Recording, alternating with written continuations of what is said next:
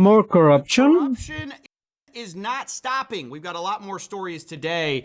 But first, I want to talk about the reason why. It's because there are going to be no consequences for any of this. This is right out of the Wall Street Journal. Trump promises mass pardons to staff before leaving office. Now, I got to be clear. Come on, the president denies this through the press secretary, saying it was all a joke. The Wall Street Journal should learn to take a joke. However, we know already there have been a bunch of fraud pardons. Half of his individual pardons are for white-collar offenses. Many of those people... A lot of money laundering people, who donate to Trump. Yeah, this is so fucking easy to see. Would have had to pay restitution, except now they don't. So their victims literally are not going to get their money back. One estimate put the total amount at approximately $1.3 billion in restitutions and fines that have been eliminated. Well, Trump already do the crypto scams, so who cares? The guy is just doing crime is legal now, man. Well, always be illegal. And the corruption has gotten so insane that everyone has started to admit it, even people who are friends with this administration. The Trump family has enriched itself to the tune of $4 billion since taking office again. Now with Polymarket, Trump's gonna say a word. We're gonna say potato, and Barron make like $1 billion. It's so easy now, man. 2024. Does this concern you at all? Of course. I mean, I've been calling this out, I think, before pretty much anybody else. If the name were Biden and instead of Trump, people would be screaming bloody murder, and how this was not beneficial to President Trump's agenda either. So, sure, that well, not beneficial to his agenda or corrupt? I mean, both, obviously. Mm-hmm. That was Ben Shapiro, arguably the biggest cheerleader for this whole administration. Even he talks about how corrupt it is, although when asked if there are going to be any consequences for it, he's pretty honest that he thinks there will be a way out. So you're confident that the Justice Department will pursue corruption charges against the Trump family because it's independent? I'm confident that the president will likely pardon himself and his children in the same way that Joe Biden did on his way out. Now you can see it's almost become a Washington joke. The idea that there will be no consequences for this is such a foregone conclusion that when thinking about it, these people laugh about it. In other instances, people like Ann Coulter will allege in one breath that this is... They're playing New Game Plus with infinity lives and infinity ammo, so everything is good. The most corrupt presidency in history. And on the other hand, say, well, they just don't care. Can't disagree with you. I mean, it's hilarious. I think this is the most corrupt presidency in U.S. history with the money they are raking in with the NFTs and the meme coin. I mean, it is so blatant. It's right in front of our eyes. Yeah. And the funny thing about I don't care as long as we get a wall and mass deportations. What do you mean you don't care? And why are we laughing? It's the most corrupt administration in history. I don't care. I just care about these other things. I mean, that is insane to me. Even Alex Jones does not try to defend some of the crypto tokens that have been released by this administration. A bunch of the coins that groups that the president's with and all the kids put out. I say kids, most of them are older than me. Yeah. They were rug pulls.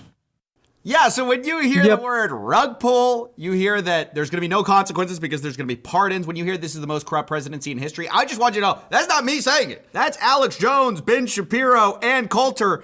And that all brings us to a giant news story happening in World Liberty Financial. One of these coins that Alex Jones says was a rug pull. Now, I think that's pretty strong language, but as a reminder of what this company is, we have their Meet Our Team. Oh, yeah. That seems right. Team section. You can see Donald Trump, Eric Trump, Donald Trump Jr., Barron Trump, Chase Hero, Zach Folkman, Steve Witkoff. You got the whole team right here. That is, unless you tried to visit this website recently. The About page, where all their names are listed and their pictures, has since been removed. They're beefing right now with one of their biggest supporters, Justin Sun. Now, you may remember that name because Justin Sun was under investigation by the SEC until he bought a bunch. Not a surprise, okay. Of Trump meme coins and the World Liberty token. He became one of the top holders. He even became an advisor. And then the SEC Jesus. proposed a settlement with him and dismissed all remaining claims. You can see Justin Sun is mentioned here. They entered a final judgment where Well, a lot of presidents are doing the crypto scam. Milei in Argentina too. So everyone is doing the crypto scam now.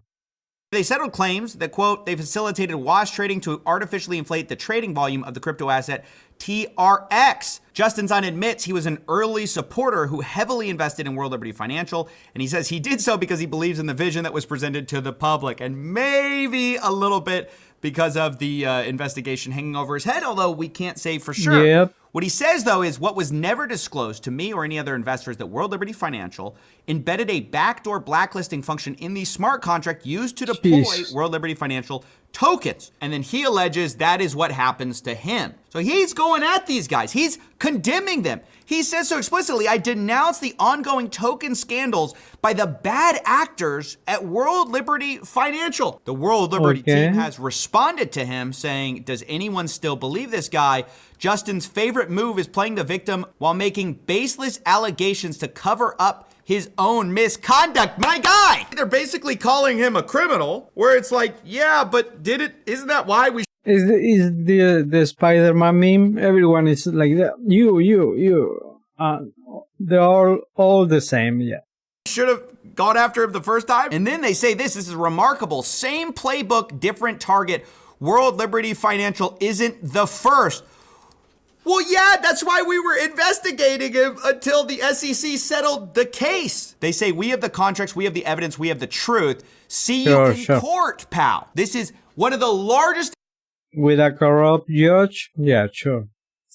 So fucking retarded too. Investors in World Liberty Financial, calling them bad actors, essentially calling it a scam, this undisclosed blacklist function that he alleges was in there, that he alleges stole his tokens. Meanwhile, World Liberty Financial's like, you're a criminal. This is your playbook, whatever that means. See you in court, pal. So apparently, if you invest in the president's coins, you get a settlement. You don't have to go to court. But if you go after them, if you call them out for these alleged blacklist functions, well, now all of a sudden, we'll see you back in court. We're going to take you back there. Now, honestly, I don't know who I dislike more in this whole situation, but I have to say it doesn't stop with Justin Sun, because besides just mentioning his own grievances, he's calling them out for a very specific story that just dropped on CoinDesk. It says Trump's World Liberty Financial uses $5 billion World Liberty Fi to borrow $75 million from a platform its advisor co-founded. World Liberty Financial is a very illiquid token that basically they printed out of thin air. I mean, a lot of these tokens are currently locked up, and essentially the story is that they deposited those illiquid tokens as collateral onto a platform that their advisor is co-founding in order to withdraw 75 million real dollars. Now, that's a big problem because, of course, it's a huge risk for the entire platform to have so much of its collateral in this token that really, will it sustain that sale? No, it won't. No. This is highlighted by a Twitter user who shows that if you try to sell $8 million of World Liberty Financial, you're only going to get $2 million back because there's just not enough volume to sustain this kind of selling. So the idea is if you're depositing all this collateral, a total of about $400 million of World Liberty Financial, and then using it to borrow a stablecoin, that's a huge risk that a protocol probably wouldn't allow, except for the fact that you know the owner. Now, for those who are watching who are wondering, okay, why is this all a big deal? Let me just explain that FTX, this is actually one big reason they collapsed. They were using FTX customer funds for trading, and one of the ways they did that was they used their exchange's native token as collateral, and they borrowed a lot of real dollars. They used their worthless tokens to borrow the real dollars. Not very dissimilar from what's going on here. Now, World Liberty Financial actually addressed all of what they call FUD going around in the World Liberty market's lending position. They say they are not anywhere near liquidation, and frankly, even if the markets move dramatically against us, we'd simply supply more collateral. But the question is, well, if your collateral is dropping in value, the World Liberty Financial, adding more of that same collateral is not going to do anything. And of course, this is just one of many stories of self-dealing that's come out in recent months about World Liberty Financial. Like this article from the Wall Street Journal that a spy sheik bought a secret stake in the Trump company World Liberty Financial, a $500 million investment for 49% of World Liberty. And then in the wake of that, the UAE won access to tightly guarded AI chips. And of course, that was the payment, guys, so you can understand what happened here. Yeah, that was there is the payment. Was no payment, just was an investment. No payment, guys. Yeah. Concern is when you look at the complicated financials, ultimately this is some kind of quid pro quo going on here. Sure. Where foreign actors are basically investing money to get an outcome they like. And of course, Justin Sun is another one of those foreign nationals who is a huge investor in all of this. And it begs an interesting question. You know, we have basically the president's family's crypto empire being heavily invested in by basically other countries, right? Like the main business of World Liberty Financial is their stablecoin, USD1. Now, if you actually look at the market cap of who's using USD1, you see that it was used for a Binance investment. And I will remind you that if you go to Binance.com, you can't use it because it's literally not allowed in the United States. They have a sister branch, but we're talking about Binance proper here. And then we have a USD1 boost program. And then we have a $40 million reward program that spikes the utilization further. Now, of course, what's the connection here between Binance and World Liberty Financial? Well, many would point to the pardon that got subsequently issued to Changpeng Zhao. He was for a long time the CEO of Binance. He's also a heavy investor into something called Aster. This is another company doing a big deal with USD1. Now, once again, you go to that website, it says service is not available in your region. So a lot of the deals they're cutting, a lot of the money they're raking in is coming from... Well, they getting the the money with crypto now. Yeah, you know, they evolve. products, places, companies, services that are not in the United States. Like, that's just a fact. And the question you have to ask yourself at the end of the day is your government working for you, or are they using it to work for themselves? Yes, the second one.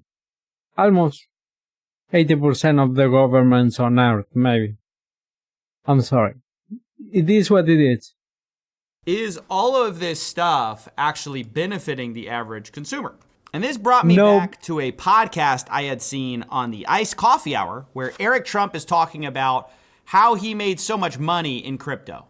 Eric Trump, thank you so much for coming on the Iced Coffee Hour. Really appreciate it. Good to be on, guys. So you tweeted today, and it went viral, that the Trump family has made more than $1 billion in crypto.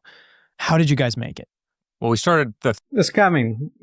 That is the easy way, and it's so fucking easy. If you have the money, it's so fucking easy.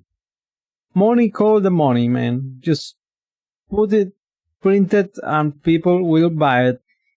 The three most successful crypto projects probably in history. Now that is a massive whopper, if I've ever heard one. I mean, you can just take a look for yourself. You got the official Trump coin way down. You've got the official Melania meme down 94%. Even World Liberty Financial is not doing so hot. So when he says, well, we started the three most successful crypto projects probably in history. What is he talking about? And who is he talking about they were successful for? I mean, actually, he's right that they were not for the people, just for two people who have the majority of the crypto and Rug Pocket.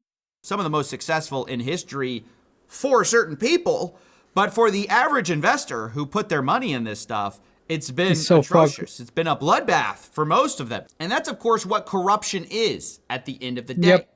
It's using political office or proximity to it. It's just for the 1% of the 1%.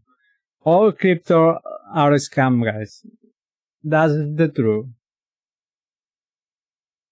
In order to enrich yourself. Now, I'll remind you that all three of these successful crypto projects claim to have nothing official to do with politics, But it's obvious to see that they wouldn't have been half, a quarter, even an eighth as successful were it not all affiliated with the President of the United States. So I just wanted to call this out because although there's kind of this general consensus now that there is corruption going on, you have these right-wing people saying it's the most corrupt presidency in history. There's varying levels of does it matter, right? And I wanted to say, I, for one, do care. I think everyone should care because not only is it wrong, it's demoralizing when you feel like there's two different sets of rules for like the rich, powerful people.